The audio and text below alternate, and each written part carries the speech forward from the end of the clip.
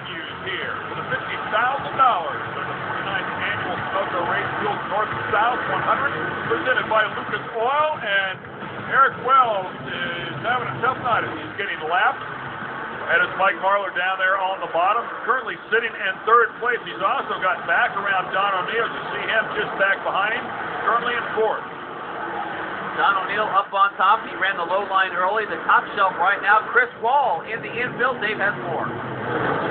Chris Wall in the work area, out of the race. Chris, what happened? We had an ignition failure. Our flying zone car was doing good, but it's fixing to die. We're done. And Chris Wall, another tough competitor here, and he has just absolutely struggled so far this season.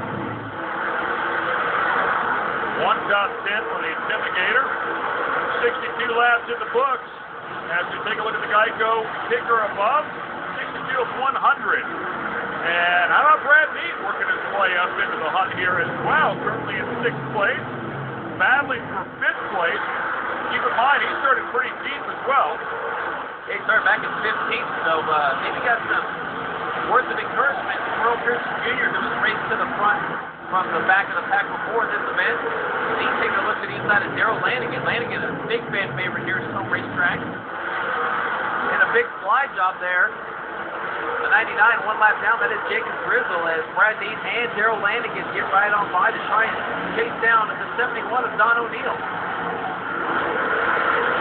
Brad Dean taking a look at back at that 71 as well. See if he can get around. Let's get it down to Kelly. Earl, we saw a lot of smoke coming out of the car on the straightaway out by the flagger. What happened out there on the track? I couldn't really hear what you asked me, but something broke in the motor. I don't know what it was, but we were just waiting for a caution really to come here and change tires. We gambled on tires, went to this off, but wasn't very good, so just the way it goes in racing. By Earl Pearson Jr. out for the night.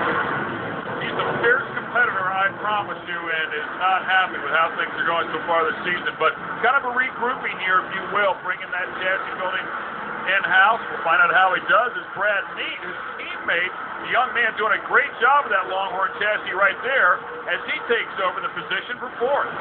Yeah, nice move to the inside on Don O'Neill. So O'Neill from the lead now back to 5th. And look at that, Brad Dean pulling away. I think maybe O'Neill went a little soft on tires possibly. It was good to begin the race. And now with these long green flag runs, those soft tires will lose a little.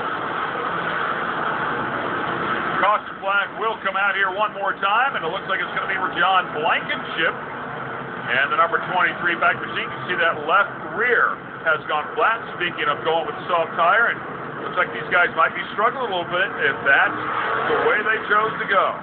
So John will pull in here and make a tire change. That'll give us a chance to go down to Dave Argabright, because earlier today he visited a very special place here at Florence.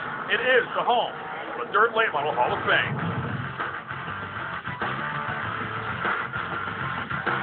The National Dirt Late Model Hall of Fame here at Florence Speedway honors the past and present of the sport, including the induction of nearly 100 individuals who have made great contributions. Among the class of inductees for this year is Kevin Gundaker, longtime racer and current promoter of Tri-City Speedway in Pontoon Beach, Missouri. Kevin, talk about what it means to be inducted in the Dirt Late Model Hall of Fame. I tell you, in 1973 when we started racing, I never dreamed we'd ever be inducted into the Hall of Fame, and what a great feeling this is. It's really cool what they've done here, the way they've honored the entire history of the sport. It sure is. I look around and look at these pictures and look at the body panels, and I've raced with most of these guys over my career, and it's just, I get goosebumps every time I look at this stuff. Well, if you ever get a chance to come on out here to Florence Speedway, definitely want to stop by the National Dirt Late Model Hall of Fame. It's the Delaware Double File Restart. Scott Bloomquist out in front. Jimmy Owens right there in second. Those guys pretty much been tethered together all season long.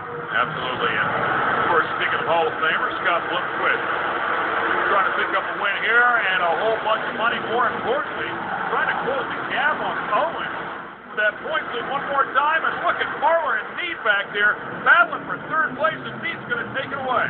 Yeah, that is Mead in the 41, Marlar in the 16, Don O'Neill up top still in that 71. Scott Bloomquist very good on restarts. That route chase power pulling him off turn 4, and he pulls away already from Jimmy Owens who runs in second. Great looking battle here. You can see the rest of the field really nose to tail, and Daryl Lanigan also in the hunt down in there, still using the bottom. Don O'Neill hasn't fallen back that far, but man, you were right.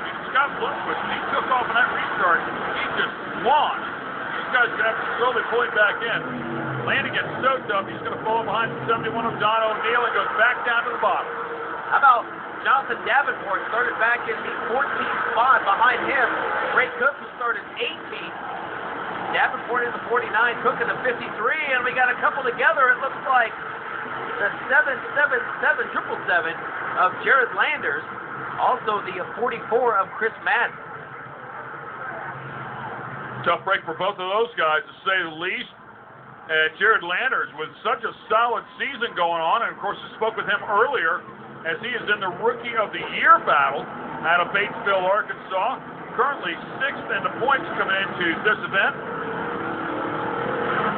So you can see the right front damage there on the 44M out of Great Court, South Carolina, Chris Madden. And then the left front damage there on the 777 of Jared Landers. Let's take a look at it one more time. And it looks like from that angle that Landers maybe got to the back end of Madden, sending him up into the fence. And when you're already up against the wall, not a lot of real estate to go try and grab and get out of trouble. And Landers got tagged in the back as well, so a lot of damage done to that one. Your Lucas Oil Top 5 is as follows. Stay with us. We'll be right back.